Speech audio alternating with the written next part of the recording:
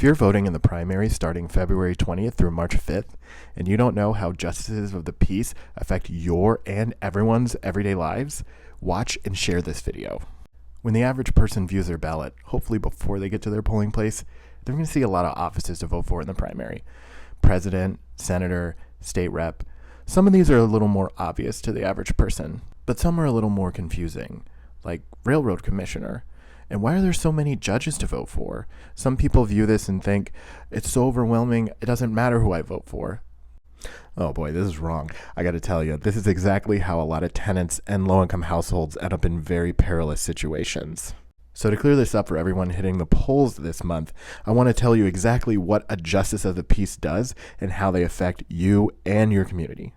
Okay, first I want to give a big shout out to housing reporter Rebecca Schutz from the Houston Chronicle. She does great work. And she wrote an article about JPs and what they adjudicate. So the majority of what they do is going to be evictions, or at least a major part of what they do. But they also hold cases regarding small claims court, debt collection, deed restrictions, as this says here, foreclosures and liens. They also conduct weddings, which I'm going to get to in a minute.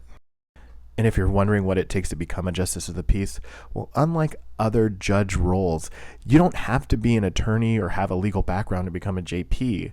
You just have to basically take a few trainings. It's almost like a political position. So a lot of these people aren't even legal experts.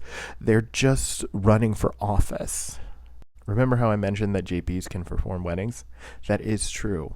However, they cannot prioritize it over their other duties or advertise. That's an ethical violation that basically uses the prestige of their office for financial gain. So they can't do that.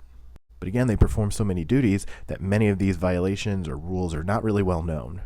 Okay, well, if it's so easy to become a JP and they often run opposed, how do I choose one when they're in the primary phase with multiple opponents?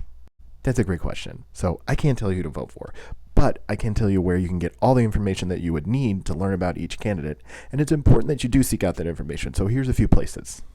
The first and maybe most important place that you can visit is vote411.org.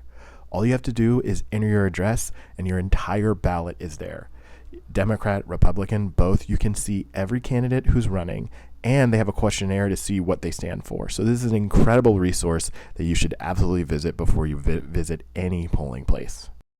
Another resource to use is endorsements. You can look up endorsements from your local newspaper, your local alt weekly, or organizations, unions, and advocacy groups that align with your values.